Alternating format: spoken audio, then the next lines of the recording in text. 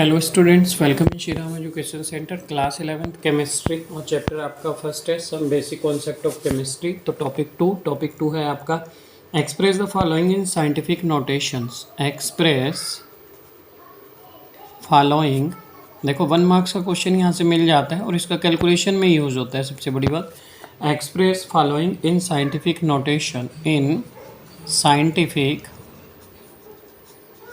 Notation, इसको scientific notation में आपको एक्सप्रेस करना है। तो द फर्स्ट है आपके पास 0.000968, 0.000968।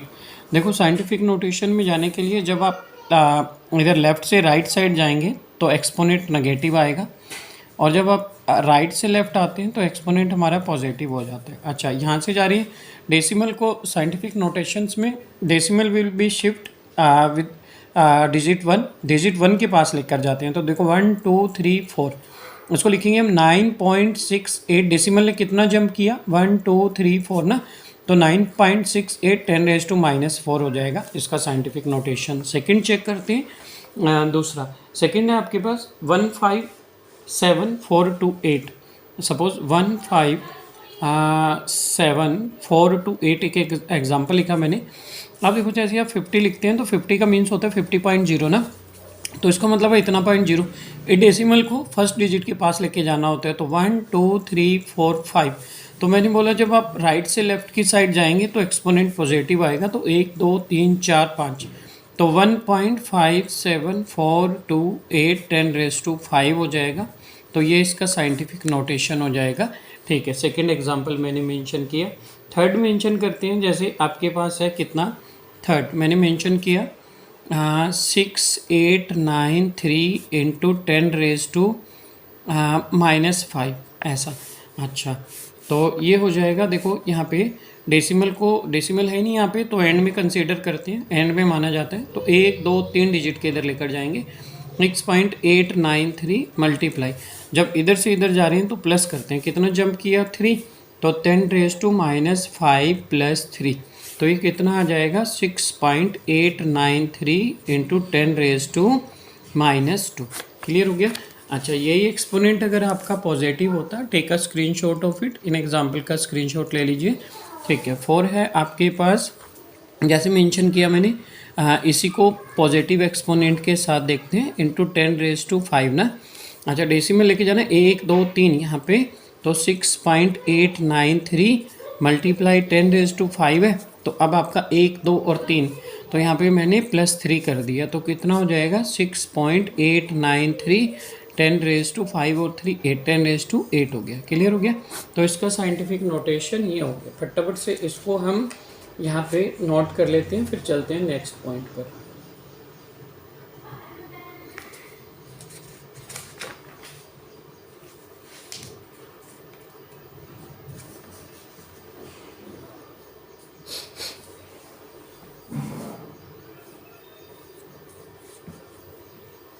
अच्छा, द नेक्स्ट पॉइंट है आपके पास। ठीक है, सिग्निफिकेंट फिगर के मैंने रूल बताए थे। ठीक है, सिग्निफिकेंट में किसी को भी कन्फ्यूजन होगा, राउंडिंग में कन्फ्यूजन होगा, तो आप मुझे सेंड कर सकते हैं। ठीक है, नेक्स्ट पॉइंट है आपके पास। यहाँ पर अगर हम देखें, element compound to form, element को हम कंबाइन कर सकते हैं टू फॉर्म कंपाउंड। जैसे मैंने मेंशन किया यहाँ पे, पॉइंट्स बना लेते हैं ऐसे। Law of chemical combination, law of chemical combination, law of chemical combinations. ठीक है, तो केमिकल कॉम्बिनेशन जो भी होते हैं इनके जो लॉ आएंगे वो। अच्छा, तो यहाँ हमने मेंशन किया द एलिमेंट कंबाइन, जो एलिमेंट्स होते हैं आपके ये कंबाइन होंगे। The elements combine to form compound, to form compound, element combine to form compound in accordance to the following, in accordance to following 5 basic laws. अच्छा, 5 basic law होंगे जब ये कंपाउंड्स बनते हैं उसके। अच्छा, are known as laws of chemical combination, are known as laws of chemical combination. इसी को आप क्या बोलते हैं? केमिकल कॉम्बिनेशन लॉ बोलते हैं। चलो ठीक हो गया इतना। ठीक है, इसको हम स्क्रीनशॉट लेते हैं फटाफट से।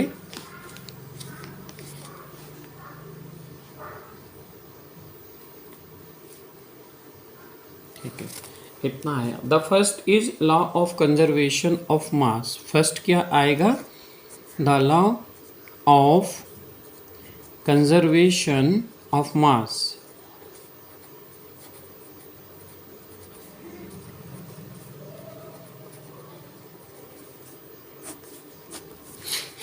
The law of conservation of मास। अच्छा, तो यहाँ मेंशन करेंगे सबसे पहले दिया किसने था? एंटोनी लेवेशियर ने। ए लेवेशियर लिख लेते हैं यहाँ पर हम।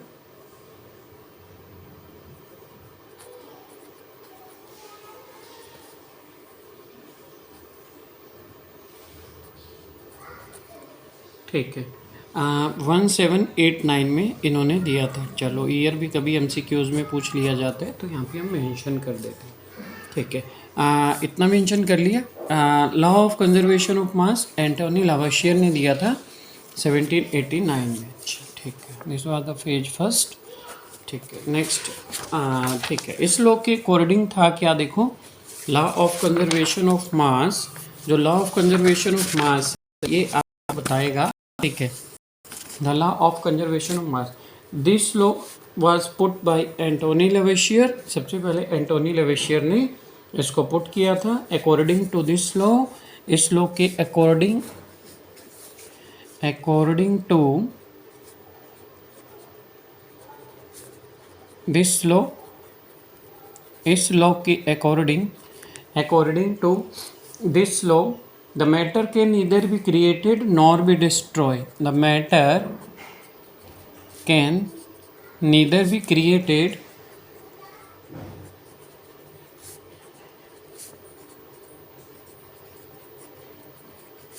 nor we destroy in a chemical reaction। ठीक है, अच्छा ये भी ऐड कर देते हैं इसमें, but these can form one form to another। ठीक है, एक फॉर्म से दूसरे फॉर्म में हम चेंज कर सकते हैं, one form to another.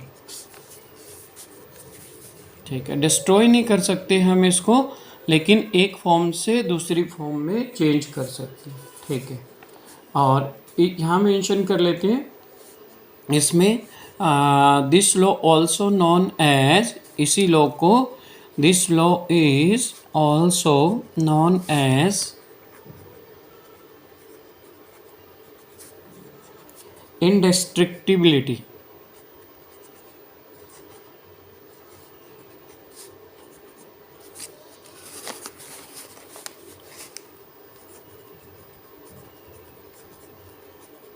इंडेस्ट्रक्टिबिलिटी of matter. अच्छा, मतलब मैटर को हम ना तो डिस्ट्रॉय कर सकते हैं ना ही क्रिएट कर सकते हैं केमिकल कॉम्बिनेशन में। क्लियर? अच्छा, तो यहाँ पर हमारा ये आपका लॉ ऑफ कंजर्वेशन ऑफ मास होगा। अच्छा, चलो ठीक है, चेक कर लेते हैं इसको। यहाँ पर एक एग्जांपल ले लिया, जैसे आपने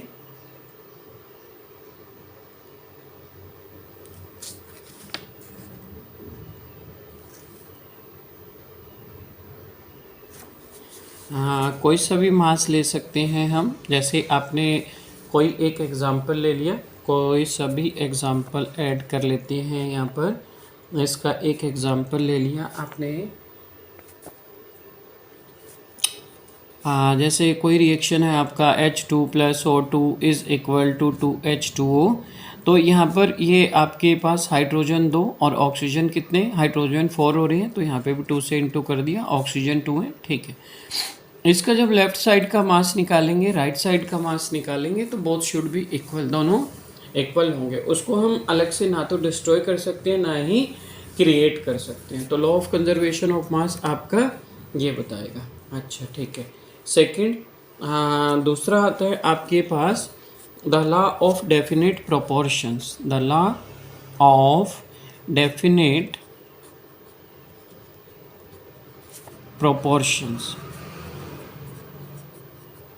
इसको ऐसे भी निकाल सकते हैं ना, जैसे देखो 2 इंटू ये हाइड्रोजन 1 है तो 1 इंटू 2, 2 2 जो 4 हो जाएगा। यहाँ पे मेंशन करेंगे 16 2 जो 32, तो 32 और 4 36 हो गया। यहाँ पर करेंगे आप यहाँ पर देखो H2O, वाटर का जो मास होता है ऐसे निकालते हैं ना, मोलर मास 1 इंटू 2 प्लस 16, तो 16 और 2 18, 18 ये और 2 है, 18 2 जो 36, तो 36 ही आ जाएगा। तो यहाँ पर आप ऐसे निकाल सकते हैं। तो लेफ्ट साइड का राइट साइड के इक्वल आएगा। Law of definite proportions. अच्छा, डेफिनेट प्रोपोर्शंस का जो लॉ है ये, अच्छा जे प्राउस्ट ने दिया था, जोसेफ प्राउस्ट है, इन्होंने दिया था यहाँ पे लॉ, ठीक है, जे प्राउस्ट, ठीक है, जे प्राउस्ट ने ये 1799 में ये वाला लॉ दिया था, ठीक है, J Proust, given by J Proust. इसके अकॉर्डिंग, लॉ के according, according to this law, इस लॉ के according, according to this law, इस लॉ के according, according to this law, अगर हम इस लॉ की बात करें तो इस लॉ के according a given compound always contain, a given compound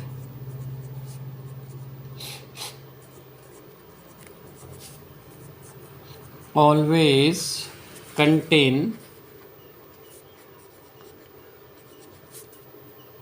exactly the same proportion of element, exactly the same proportion of element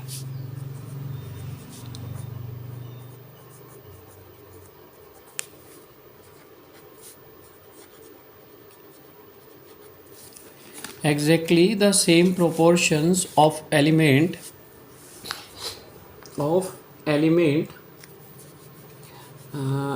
by weight, by weight.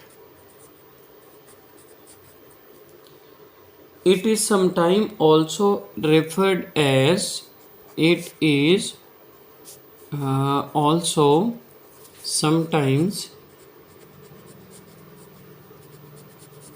Referred as, कभी कभी हम इसको ऐसे भी रेफर कर सकते हैं, law of definite composition, the law of definite composition.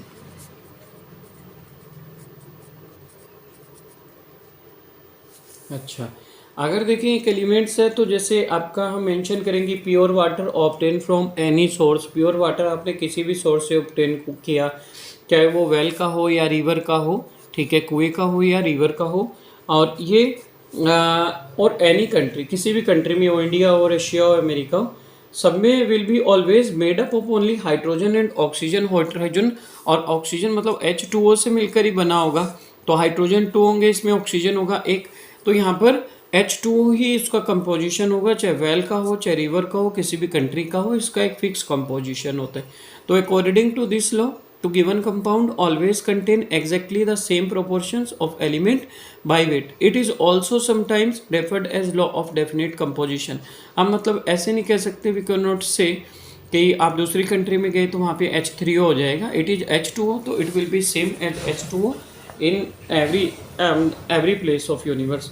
तो हर जगह मतलब आपका जो H2O होगा वो आपका H2O होगा, वहीं से आपका वाटर फॉर्म होगा। क्लियर? तो that is the second law. Take a screenshot of it, इसका स्क्रीनशॉट ले लेंगे, फिर चलते हैं नेक्स्ट पॉइंट पर। ठीक है, this was the second law.